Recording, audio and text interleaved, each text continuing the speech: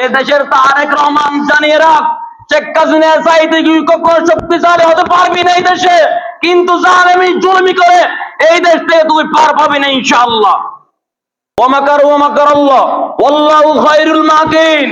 17 বছরের যে ক্ষমতা আরশ চুম্বি পৌঁছে গিয়েছে, আল্লাহ বলেন তোদের ক্ষমতা যেখানে শুরু শেষ, আমি আল্লাহর ক্ষমতা সেখান থেকে শুরু করব। আমি 17 বছরের পরে সমস্ত ঘাট, সমস্ত দরজা, মানুষের দরজায় দরজায় আওয়ামী লীগের ক্ষমতা পৌঁছে গিয়েছিল, কিন্তু সেই ক্ষমতাকে আমার আল্লাহ মুহূর্তের মধ্যে নাস্তাত করে দিয়েছে, এই দেশ থেকে পালাতে বাধ্য হয়েছে।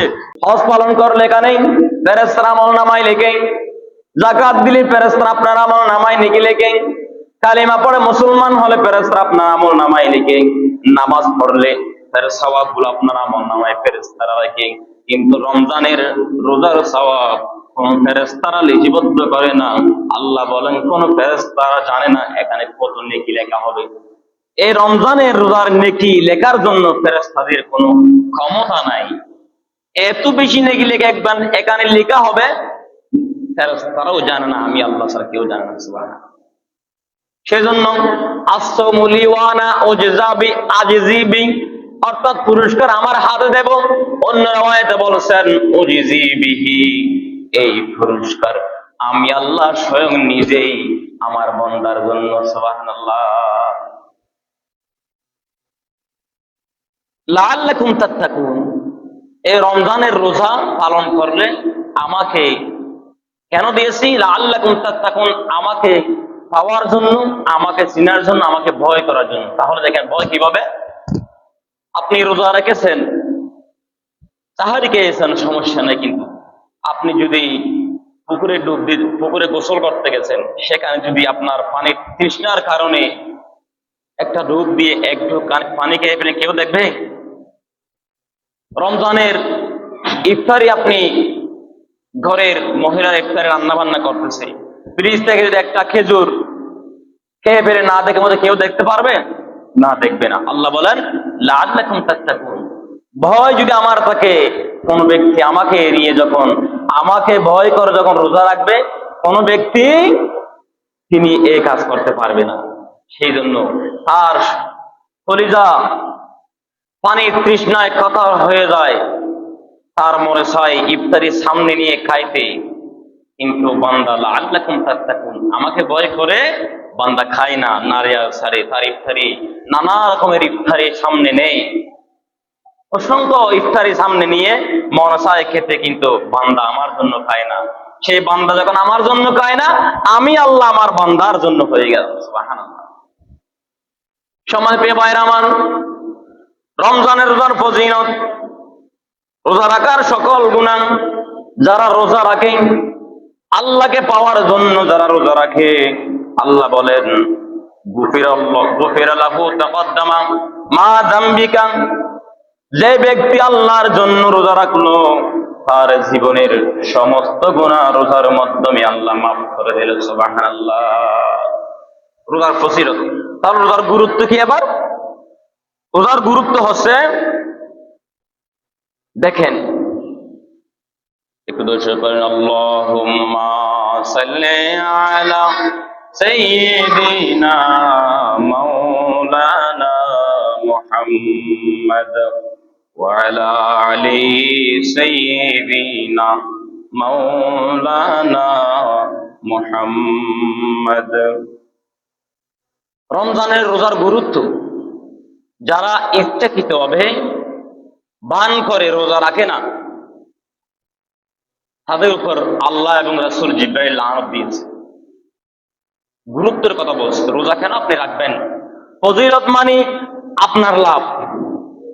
রোজার ফজিলত যেগুলো বলছি সংক্ষেপে, সময় সংক্ষেপ খাওয়ার কারণে সংক্ষেপ করে বলেছি। রোজার ফজিলত যেগুলো, অর্থাৎ ফজিলত মানে আপনার লাভ, আপনি লাভবান হয়েছেন এই রোজা রেখে। গুরুত্ব হচ্ছে, গুরুত্ব মানে এই কাজটি আপনাকে, এটা আপনার করা লাগবে, না করলে ক্ষতিগ্রস্ত হবেন আপনি। এটা হচ্ছে রমজানের রোজার গুরুত্ব। দেখেন রমজানের রোজার গুরুত্ব, 3 ব্যক্তির উপর আমার আল্লাহ, আমার রাসূল জিবরাইল লানত দিয়েছেন। 1 নম্বর হচ্ছে যে ব্যক্তি আমার নবীর নাম শুনেই দরুদ পড়ে না। যে ব্যক্তি আমার নবীর নাম শুনে মুহাম্মদ শুনলো সাল্লাল্লাহু আলাইহি ওয়াসাল্লাম পড়লো না, তার উপর আল্লাহ এবং জিব্রাইল আমার রাসূল লানত দিয়েছেন। মিম্বারের মধ্যে আমার নবীজি খুতবা দিচ্ছেন, এই সময় জিব্রাইল নাজিল হলো, ইয়া রাসূলুল্লাহ, তিন ব্যক্তির উপর লানত দিয়েছে। আমার নবীজি আমিন আমিন বললাম। সাহাবীরা জিজ্ঞাসা করলাম, ইয়া রাসূলুল্লাহ, কোন সময় দোয়া করলে আপনি শুনেন আমিন আমিন বলেন, কোন কেউ দু হাত তুলে দোয়া করলে আমিন বলি, আপনি দোয়া করলে আমরা আমিন বলি। আজকে এখানে কোনো দোয়া নাই, কোনো দোয়া চলছে না, কোনো মুনাজাত হচ্ছে না, কিন্তু আপনি কেন আমিন আমিন বললেন?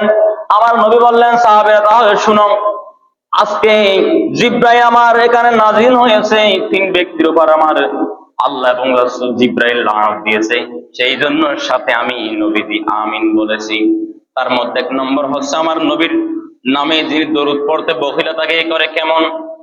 আমার নবীজি যখন আমার নবীজির দরুদ নাম শুনে মুহাম্মদ শোনার পরে সাল্লাল্লাহু আলাইহি ওয়াসাল্লাম যিনি পড়ে না, তার উপর আল্লাহ এবং জিব্রাইল আমার রাসূল লানত দিয়েছে। নবীজির দরুদ তিন প্রকার। নামাজ যেমন ফরজ, ওয়াজিব, নফল আছে, খেয়াল রাখবেন নবীজির দরুদও তিন প্রকার।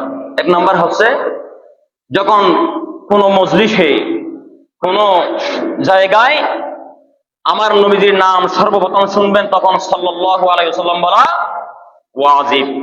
খেয়াল রাখবেন, সর্বপ্রথম কোন একবার জীবনে একবার হলো নবীজির উপরে দরুদ পড়া ওয়াজিব।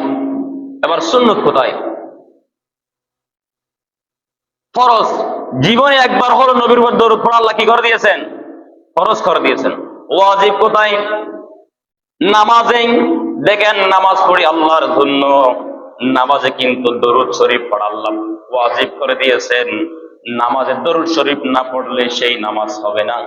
নামাজের ভিতরে দরুদ শরীফ পড়া ওয়াজিব। মুস্তাহাব, নফল কোথায়? যখন হাঁটতে বসতে যে কোনো জায়গায় দরুদ শরীফের মতো এত ফজিলতপূর্ণ আমল আর নাই। আপনি কোরআন পড়েন, নামাজ পড়েন, যত জিকির করেন, কবুল হবে কি হবে কিনা তার সন্দেহ আছে, আমার জানা নাই। তবে নবীজি বলেছেন, আমার আল্লাহ সুবহানাহু ওয়া তাআলা বলেছেন, দরুদ শরীফ পড়ছেন আল্লাহ কবুল করে নেই। সুবহানাল্লাহ। তাহলে এক নম্বর, জিব্রাইল ফেরেশতা আল্লাহ লানত দিয়েছে, নবীজি লানত দিয়েছে কোন ব্যক্তিকে? যিনি নবীর উপর দরুদ পড়তে বখিলতাকারী করে। দ্বিতীয় নম্বর হচ্ছে যে ব্যক্তি মার বাবা পেয়েছে, বৃদ্ধ মা বাবা পেয়েছে, তিনি ওই যুবক মা বাবা পেয়ে মা বাবার খেদমত করতে পারে নাই, মা বাবার সাথে সুন্দর আচরণ করতে পারে নাই, মা বাবাকে মূল্যায়ন করে নাই, আমার রাসূল এবং আল্লাহ তাকে লানত দিয়েছেন। তৃতীয় নম্বর হচ্ছে এই মূল বিষয়, যিনি রমজান পেল, রমজানের রোজা রাখলো না, এত রহমতের মাসে, বরকতের মাসে, ফজিলত নাজাতের মাসে আল্লাহর নৈকট্য লাভ করতে পারলো না, জিব্রাইল ফেরেশতা তার উপরে, আল্লাহ এবং জিব্রাইল ফেরেশতা আমার নবী তাকে লানত দিয়েছেন। বলি নাউযুবিল্লাহ।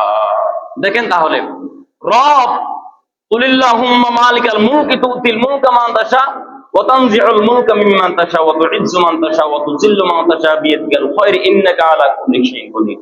আমার হায়াত, আমার মওত, আমার ধন, আমার দৌলত, আমার রিজিক, আমার সবকিছু মালিক আমার আল্লাহ। সে রব পালনেওয়ালা এক নম্বরে লানত দিয়েছে। সরদারে মালাইকা জিব্রাইল, ফেরেশতাদের সরদার যিনি জিব্রাইল, তিনি লানত দিয়েছেন। সরদারে নবী, সমস্ত নবীদের মাথার মুকুট নবী মুহাম্মদ রাসূলুল্লাহ সাল্লাল্লাহু আলাইহি ওয়াসাল্লাম লানত দিয়েছেন। তাহলে লানত আর কার লাগবে? আপনার। আল্লাহ দিয়েছেন, জিব্রাইল ফেরেশতা দিয়েছেন, নবীজি স্বয়ং, যিনি সৃষ্টি না হলে কোন ফেরেশতা, সকল মাখলুকাত, আকার জাহান, আসমান জমিন কিছুই সৃষ্টি হতো না, সেই নবী লানত দিয়েছেন। তাহলে যিনি রোজা রাখলো না, রোজা রমজান পেয়ে, তার উপরে কে লানত দিল? তিন ব্যক্তি লানত দিল, যারা ছাড়া, আল্লাহ ছাড়া এই পৃথিবী। আল্লাহ বলেন, আমি যদি চোখের, মানুষে যেমন আমরা চোখ নাড়ি না, এইরকম চোখের, আমরা চোখের পাতা নিচে উপরে করতে এত সময় আমার আল্লাহ যে চোখ নাড়ে, পৃথিবীতে তছনছ হয়ে যাবে, সেই রব্বে কারীম আপনাকে লানত দিয়েছেন যদি রমজানের রোজা না রাখেন।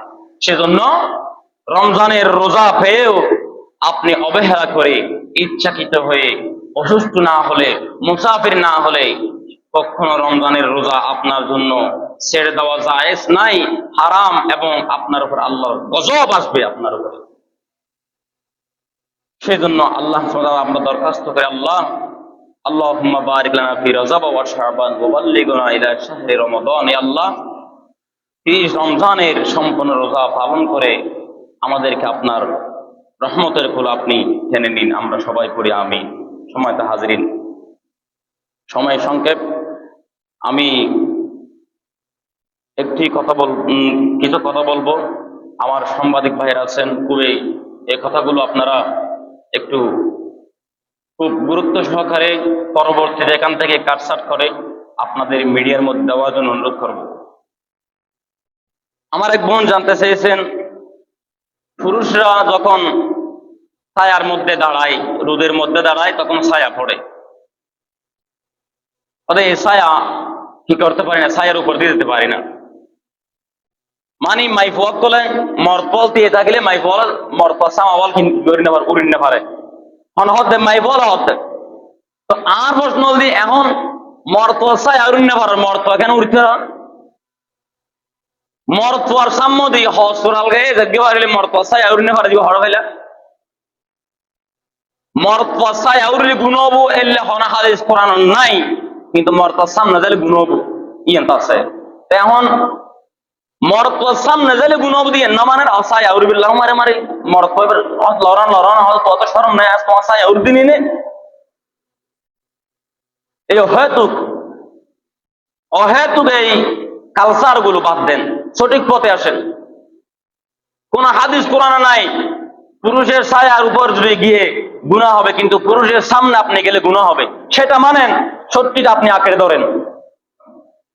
2 নম্বর আরেকজন জিজ্ঞাসা করছে, যারা পান খায় পানের পিচকি মুখ থেকে পানের যেই পিচকি গুলো মাটিতে ফেললে নাকি এগুলো পায়ের তলায় দিলে গুনাহ হবে।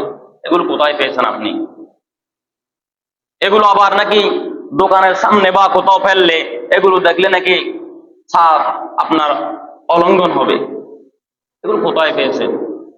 এই সবগুলো একটা সমাজের অহেতুক কালচার।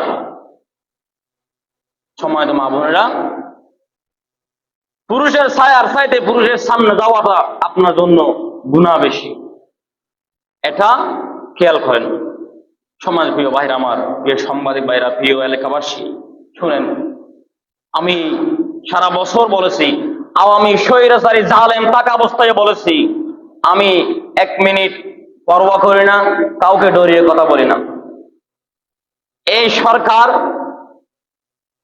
বৃহস্পতিবার নির্বাচন হয়েছে, যেমন হোক না কেন, ইঞ্জিনিয়ারিং করে বা চুরি করে ডাকাতি করে কেমন করে সরকার গঠন করেছে আমার দেখার বিষয় নেই, আমার দরকার নাই, হয়েছে বাস। কিন্তু সরকার হয়ে সরকার গঠন করতে আর না করতে, মসলকে না বসতে, সর্বপ্রথম আলেমদের উপরে জুলুম শুরু করে দিয়েছে। স্বৈরাচারী নাস্তিক জালেমগুলো সরকার গঠন করে সময় নিয়েছিল। এই জালেম, এই জুলুম, এই জালেম সময়ে নেই নাই, হয়তোবা 17 বছর আমরা দুনিয়া থেকে যাই নাই, হয়তো আপনার এই আমলে দুনিয়া থেকেও চলে যেতে পারে আপনাদের জুলুমের কারণে, সেটা আমাদের মনে এক বিন্দু ভয় নাই। দুনিয়ায় যা করে আল্লাহর জন্য করি। তো এই সরকার গঠন মাত্র ঘোষণা এসেছে, যেভাবে হোক না কেন ঘোষণা এসেছে কোথা থেকে, তারেক রহমান হয়েছে। কিন্তু হওয়ার পরেই বৃহস্পতিবারে ঘোষণা এসেছে, শুক্রবারে জুমার পরে এই মসজিদের পাশে আমাকেই জুলুম করেছে। আমি এটা বলতে বাধ্য হচ্ছি, আমাকে কেন জুলুম করবে? এলাকার তারা কি যার সন্তান? আমি জানতে চাই। জন্ম ঠিক থাকলে, তোদের বাবার জন্ম হয়ে থাকলে আমাকে প্রমাণ দিবে আমি কি গালি দিয়েছি বিএনপিকে। আমি নাকি বিএনপিকে কাফের বলেছি। তোদের বাবার জন্ম ঠিক থাকলে আমাকে প্রমাণ দিবে আমি কি বিএনপিকে কাফের বলেছি কিনা। আর বলে যদি প্রমাণ দিতে না পারে তোরা যার সন্তান। আর আমি এই কথা বলছি কোনো ভয় নিয়ে বলছি না, তোরা যার সন্তান আমাকে প্রমাণ দিবি। আমি বিএনপি কাফের বলেছি কি বলি নাই, আমাকে প্রমাণ দিবি। আর যদি প্রমাণ দিতে না পারিস, আবার বলছি তোদের জন্ম ঠিক নাই, তোর অহেতুক জন্ম, বেজন্মা। কেন এই প্রোপাগান্ডা আমার নামে দিলি? আর এই এই থানার সম্মানিত ব্যক্তিগুলো কেমন গৃহীত ব্যক্তি, কেমন একজন মস্তিষ্ক তারা ব্যক্তি, তারা কেমন এমপি দাঁড়িয়েছে, তিনি দাঁড়িয়ে আছে, তিনি আমার সাথে একটা কথাও বলে নাই, হুজুর এদিকে আসেন, কাউকে একটু কারোর সাথে একটু দাঁড়াও, হুজুরের সামনে কথা বলি। আমার তো একটা কথা জিজ্ঞাসা করে নাই এমপি মহোদয়, দানে এসে যিনি দাঁড়িয়েছে নুরুল মুস্তাফা আমিন, তিনি আমার থেকে জিজ্ঞাসা করে নাই, তিনি দাঁড়িয়ে আছে। কত কুলাঙ্গার ছাত্রলীগের এক দালাল সেখানে আছে, আমি দেখেছি। এই কুলাঙ্গার আমাকে কানে ধরে টানে হেসে তাদের শত শত মানুষের মাঝখানে নিয়ে গেছে। তারপরে আমি সেখান থেকে আল্লাহকে বিচার দিয়ে মসজিদের গেটের সামনে এসেছি, সেখানে এসে এক কুত্তার বাচ্চা আমাকে বলছে তুই এখান থেকে চলে যা। এই বিএনপির দালাল, ভয়ের কথা বলছি না, মওতকে আমরা ডরাই না, হায়াত মওতের মালিক আল্লাহ। ওই যার সন্তান এই মসজিদের গেট এসে আমাকে বলতেছে তুই সৎকানি থেকে চলে যা, বাসকালে চলে যা, এখানে তোর থাকা লাগবে না। আমি বললাম এই মসজিদ তোর বাপের নাকি? এই মসজিদ তোর বাপের নাকি? এই তাম্বির গিয়া সোহেল বিশ ঘরে হাসেন না আমার নামে অহেতুক আমার সামনে আমার চোখে দেখে, আমি বলতে পারছি না এই কথা, আমার চোখে দেখে বলতেছে এই হুজুর বিএনপিকে কাফের বলে, হাঁটতে বসছে কাফের বলে, হাঁটতে বসছে নাকি আমি কাফের বলে বিএনপিকে। এই তিন দুয়ে বাচ্চাগুলো কি রাজনীতি করস তোরা? বিএনপির কোন দালাল এখান থেকে তাদেরকে এটা বলার জন্য উস্কানি দিয়েছে? আমার উপর কেন জুলুম করলি? আমি তোদের কি দোষ করলি? আর যদি আমি বিএনপিকে কাফের বলেছি, এটা যদি প্রমাণ দিতে না পারে আগামী এক সপ্তাহের মধ্যে তোদের নামে আমাকে এই এলাকার খতিব হিসাবে যে মানহানি করছস, মানহানি মামলা তোদের বিরুদ্ধে দায়ের করবো। আমি একজন এলাকার ইমাম, আমি একজন এলাকার খতিব, আমাকে তোরা কিভাবে শত শত মহিলাদের সামনে, তোদের শত শত মানুষের সামনে কেন আমাকে এই নির্যাতন করলি?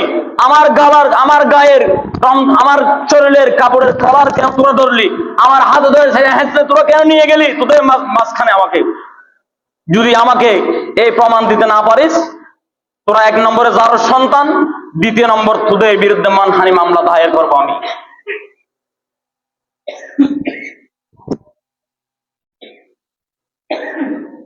17 বছরের মধ্যে নির্যাতন যা হয়েছে, তিনি সর্বপ্রথম বসার পর এই জুলুম করে নাই। তিনি বসতে না বসতে দেশের বিভিন্ন জায়গায় আলেম ওলামাদের উপর আক্রমণ শুরু হয়ে গেছে, ইমানদারের উপর আক্রমণ শুরু হয়ে গেছে। এটা কেন হচ্ছে জানেন? এটা একটা মুদির নির্দেশ, এটা আমরা জানি, এটা দেশের মানুষ মেনে নিবে না ইনশাআল্লাহ। এটা মুদির নির্দেশ। মুদির সাথে কাটা কলম দস্তক দিয়ে আসছে, বাংলার জমিনে তোকে ক্ষমতায় দেব, ক্ষমতায় দিলে এক নম্বরে আলেম ওলামাকে আবার জঙ্গি হিসেবে তকমা লাগিয়ে তাদেরকে আবার জেল জুলুম নির্যাতন শুরু করবি। এই কথা তিনি এনডিএর কাছে মোদীকে প্রমাণ করার জন্য এখন এই জুলুম শুরু করে দিয়েছে। দ্বিতীয় নম্বর, দেখেন আওয়ামী লীগের সমস্ত অফিস খুলে দেওয়া হচ্ছে। আওয়ামী লীগকে পুনর্বাসন করার জন্য যে দস্তক নিয়েছিল, আওয়ামী লীগের সমস্ত অফিস আদালত খুলে দেওয়া হচ্ছে দিন দিন। তারপরে দেখেন আওয়ামী লীগের প্রধানমন্ত্রীগুলো, আওয়ামী লীগের নেতাগুলো, তাদেরকে জামিন দেওয়ার জন্য মোদী দস্তক নিয়েছে। সেই আওয়ামী লীগের মন্ত্রীরা প্রতিদিন কিছু করে জামিন পাচ্ছে। সম্মানিত প্রিয় দেশবাসীরা, প্রিয় মেন্দারগণ, প্রিয় বাংলার জমিনের মানুষ, খেয়াল রাখো, স্বৈরাচারী হাসিনার চাইতে দ্বিগুণ জুলুম নির্যাতনে এই জমিনের মানুষ হবে, দেখবেন। তবে একটা কথা মনে রাখবেন, প্রধানমন্ত্রী নির্যাতন স্বৈরাচারী শাসক শেখ হাসিনা এত ক্ষমতা ছিল, আপনি তার সাথে ক্ষমতাবান হতে পারবেন না কখনো। তাদের চাইতে বুদ্ধিমান আপনি হতে পারবেন না। আওয়ামী লীগের সমস্ত মন্ত্রীদের মাথায় বুদ্ধি ছিল, তাদের আপনাদের মাথায় গোবর আছে, গোবর গোবর। আপনারা কখনো তাদের থেকে বুদ্ধিমান শক্তিমান হতে পারবেন না। তার শক্তি প্রথম থেকে শুরু করে 17 বছর পর্যন্ত কত শক্তি অর্জন করেছে, ক্ষমতা অর্জন করতে করতে ওয়ামাকার ওয়ামাকার আল্লাহ ওয়াল্লাহু খায়রুল মাকিন।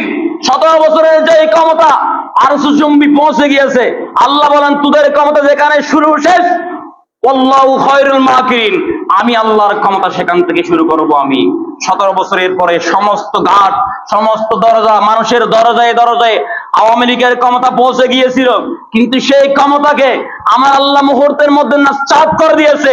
এই দেশ থেকে পালাতে বাধ্য হয়েছে। এই দেশের তারেক রহমান জানিয়ে রাখ, শেখ হাসিনার চাইতে তুই কখনো শক্তিশালী হতে পারবি না এই দেশে, কিন্তু জালেমি জুলমি করে এই দেশ থেকে তুই পার পাবি না ইনশাআল্লাহ।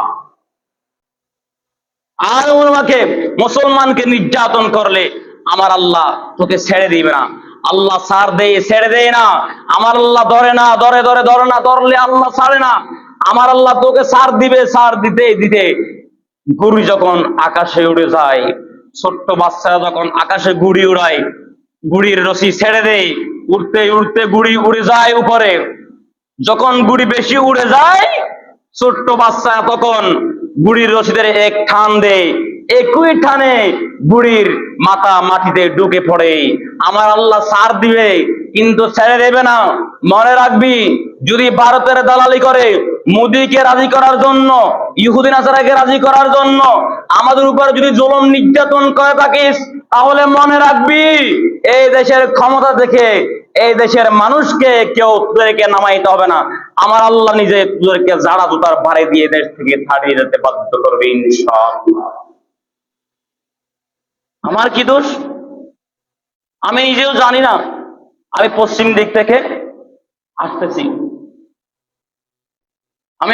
আমি খাবার খেয়ে পশ্চিম দিকে আসতেছি, হঠাৎ করে আমাকে বললো হুজাই ওদের মজুরি আসছে, ওই আসছে ধর ধর।